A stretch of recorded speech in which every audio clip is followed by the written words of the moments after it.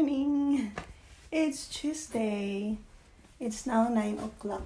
We'll be going down for breakfast and kids are starting there.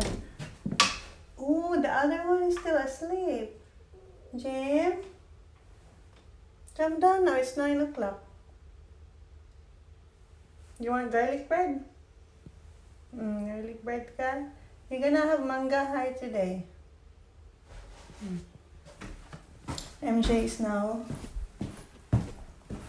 Because I heard she's still talking last night about 11 o'clock, I think. She's still not asleep.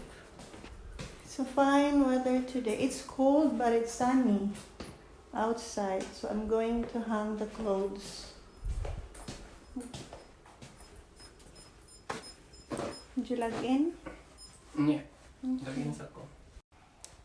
So I'm done hanging the clothes. I will put that one outside later.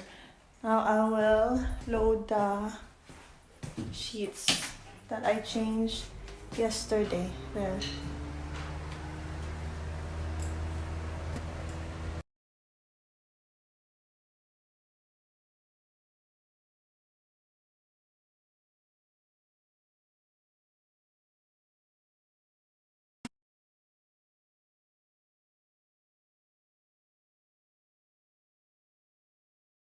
So it's now lunchtime. For today's lunch, I would like to cook this one chicken neck, chicken, fresh chicken neck. So I haven't had this one before.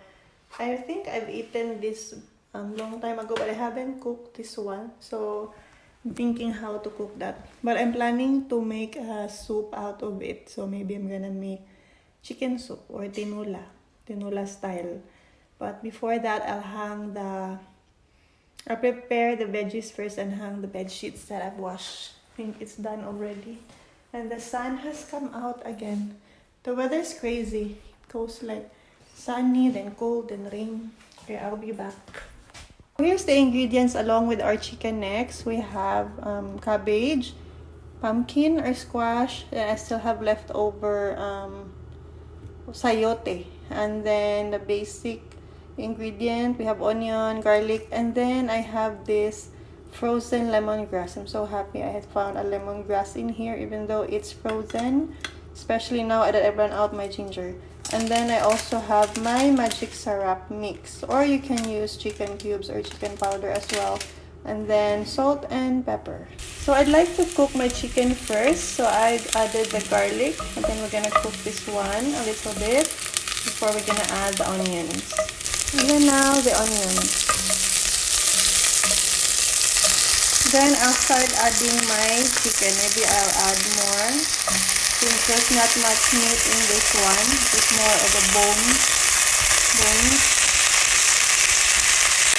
So I think this is going to be enough. I still have some here left though. I'm planning to deep fry this one later. So for now, this is going to be for our soup. So I'm going to add salt and pepper with this one. Now continue cooking.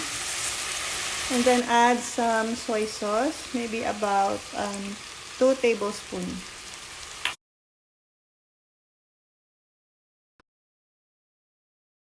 So I've added 4 cups in there, and I will just let it boil before I add the veggies, and then I will add this one as well.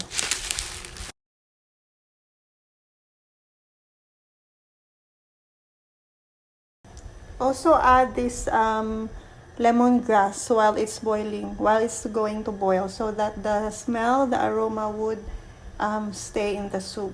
So it is now boiling. Now I will add the veggies. I will just add them all together, including this one, because this cabbage is thick, so it's like a veggie as well, thick as the cabbage, so I don't worry of like overcooking that one. So there they are all together. I will just let this boil again, and then I will simmer it. So now it's boiling. I will simmer it for about 20 minutes. I think the chicken is already cooked as it does not have a lot of meat in there. So maybe 20 minutes is enough to cook the veggies. We're gonna eat now. I can smell the soup already. It's ready. There. It smells tinola. And our rice been ready as well for a while now. Hot rice and soup. So there's our soup, perfect for the cold weather. So I can hear you still have a meeting in the room, so maybe I'm just gonna bring it in there. We're gonna eat there. We'll see. It would not be hard. Yeah. Start using VPN. If you do anything else, just turn it off or whatever. It's not good enough, so you actually have to exit it. And for the VPN, you have to use a disconnect. I still have meeting, so I'll just bring it there because I'm hungry. It's already like 1 something.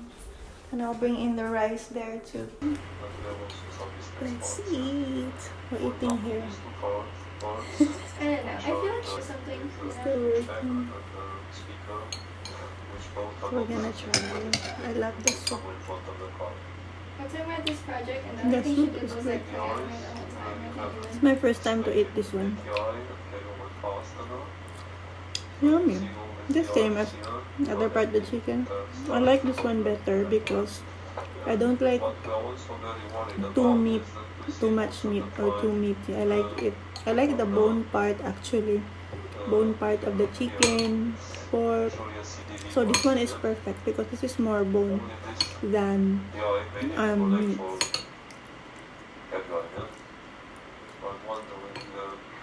Something wrong with the way it was treated, or maybe we just not on your radar because it's not on the side one.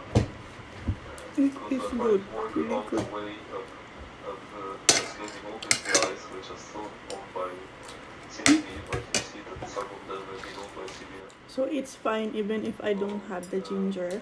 The lemongrass adds flavor and the smell on it. We're done eating from lunch to dinner. Can you just do a voiceover because It's in no the background? dinner time. Yeah, so we finished. It's like sarap to the bone. Sarap to the bone. So that's it for the vlog. We are watching Disney movie. So we watch one Disney movie every night. The old one. Yesterday we watched the what was Every that? night, you mean 2 Pocahontas. nights in a row? And then now it's the Frog Prince. Tomorrow I don't know. Maybe Cinderella. So that's all. That's the vlog for today. Thank you for watching. Don't forget to subscribe and like if you do. Happy bone eating. See you again next time. What?